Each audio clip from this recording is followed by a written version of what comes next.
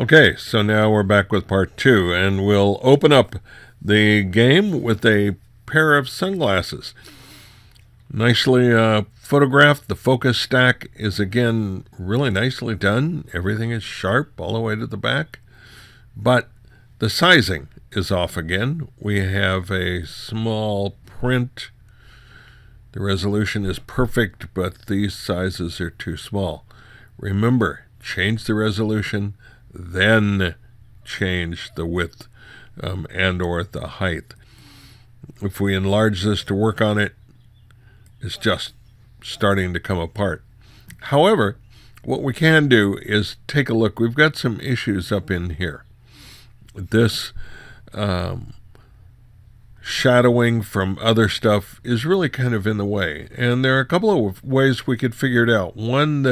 Or fix it rather. One is we can simply do what we've generally always done, is just get the clone tool and come down and take care of that.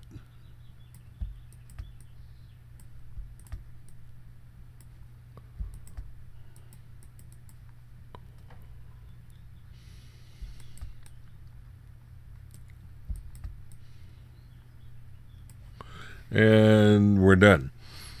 There is another thing we could have done. Let me go back to open this.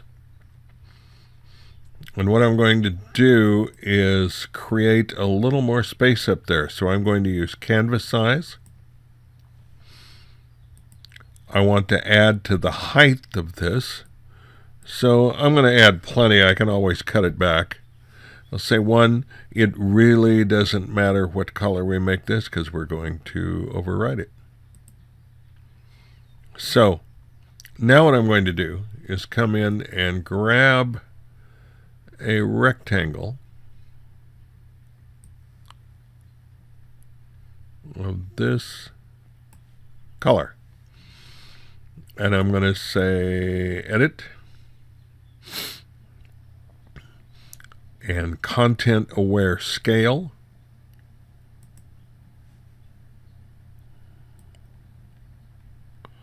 We'll take that up to give us a little bit of room. Hit the enter key to say OK. Deselect our selection. And now we can come back and crop this wherever we'd like. And we've created a new space on top. We could then come back with a clone tool or whatever and get rid of that. But sometimes that's a good way to add things onto a shot. Well, here I've got 2 shots that were turned in. Remember, I'd asked for the final shot, the focus stack, and then a single shot taken out of that stack to show me about how much was in focus with each frame that went into creating the stack. So I get these 2 pictures, and this appears to be a closer one, but I'm not sure how in the world you would join this with anything to create this shot. So this shot does appear to be in focus. The focus stack seems to have worked, even though the color balance is way off, and the shot is pretty cluttered, and I'm not sure what it really tells us, except that you're working with what I assume to be a DJ program of some kind. But we don't really have enough to tell us much of anything on it. And this tight shot is not what was part of a focus stack to create this. And I'm not sure why one would have needed a focus stack to do this one in the first place, other than just stop down. Let's see what this was shot at. This was shot at f8. So given this with a 34 millimeter focal length, this could have been done probably with 1 shot with that lens. So this really is somewhat problematic. Well, here's an interesting shot of this cactus. It really is too bad this fence is here, but that's okay. We can live with that. Again, this is a focus stacking assignment, but Again, if you wanted to make this shot really cool, what I would have done is change angles so that I didn't get this ugly thing in the background. Or I might have gone in, selected all of this, and simply brought this sky color down behind it. And that would have made it a lot more attractive. Because this part where the shot really is very nice. And in fact, we could probably solve a lot of this. It's too bad we lose that one big petal. But even so, getting rid of a lot of this fence and turning these into our main subjects starts making this work a little better. Well, we have a nice shot here of some pretty little flowers in a vase. So this is pretty nice. I'm not sure if it was intended or how you did it, but I kind of like this mottled background behind it. I would simply pull in tighter on this finished shot to get rid of some of that background. Nice as it is, it simply is there to complement our shot. And then I think I would use a duplicate layer and this. Let me move that back down.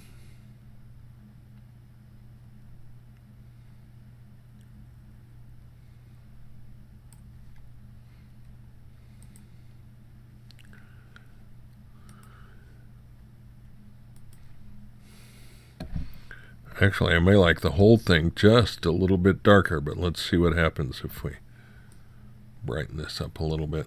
Yeah, just a little bit.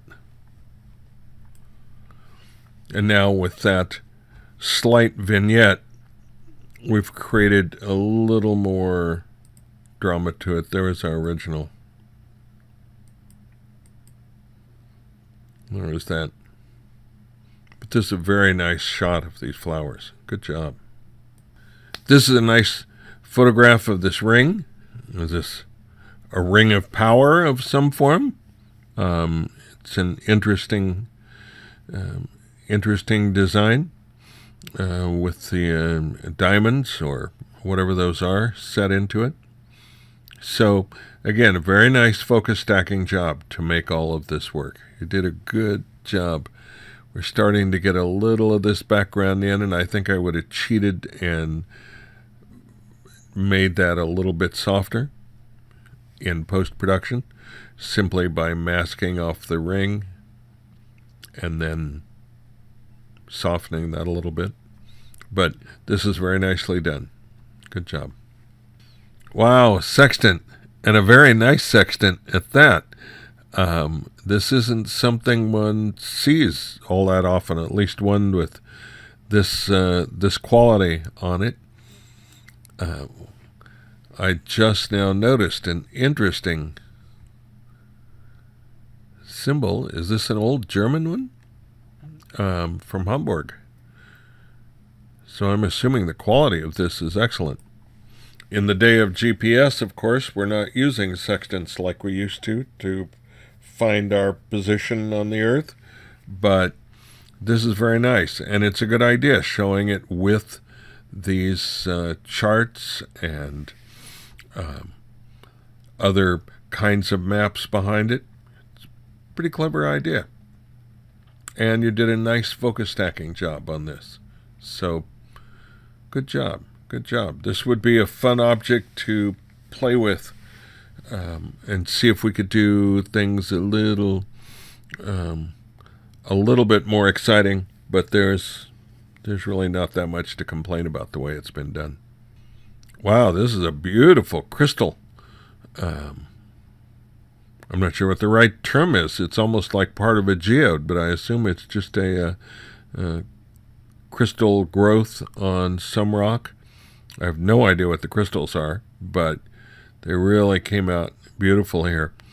A lot of times one can take polarizing filters, combination of on the lights and on the camera, and make some of these crystals really stand out. But this is very well done. Nice focus stack, nice piece, nice specimen to take a look at. Cool.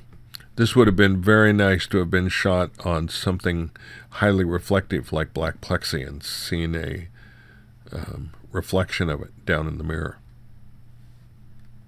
And here's a little natural tableau. You couldn't get a much stronger S-curve going off into the distance than this, and this is bizarre. It's almost as if this is the head of some creature. Can you see it? With the eye, and the mouth, the nostrils. So this is a fascinating piece. It'd be nice if it were a little bit brighter. It's just a little flat with the lighting.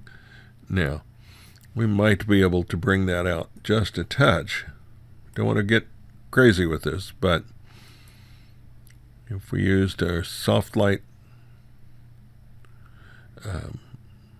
blend mode, cut it back just a little.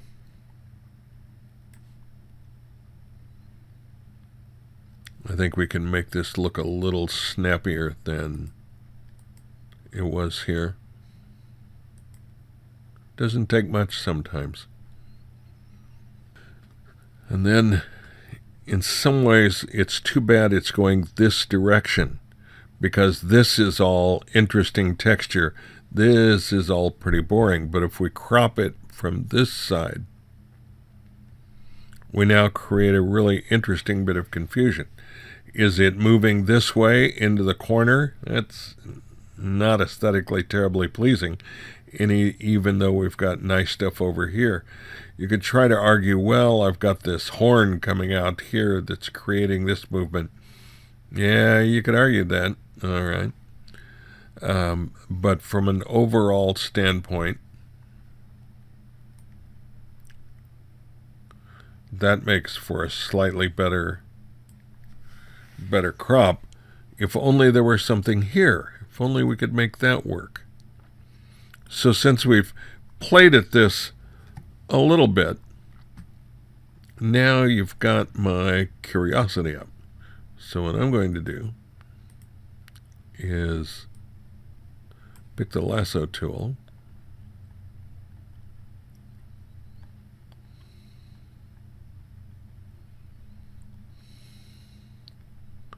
grab that.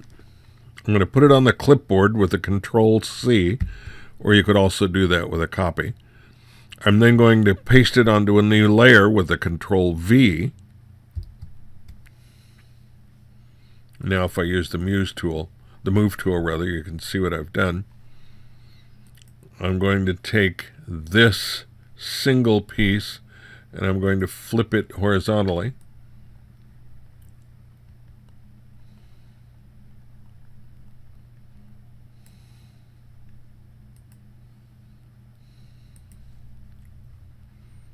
And maybe transform it a little bit.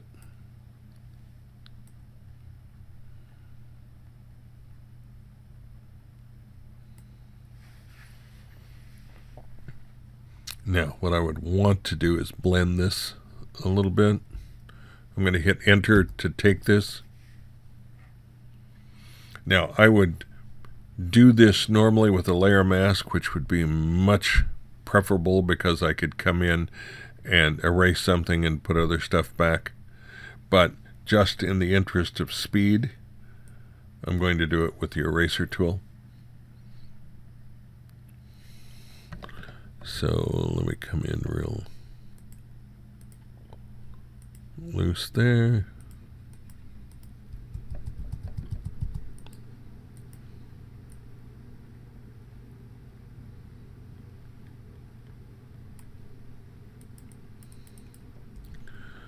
And if we make this big enough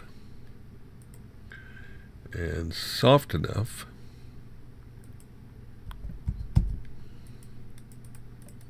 you might be able to blend that in almost to where it worked.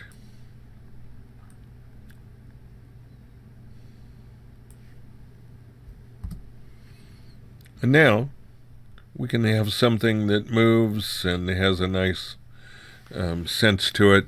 And it's almost as if this picks up the stuff that was from over on the side. So it's an amazing what we can do with some of this stuff, don't you think?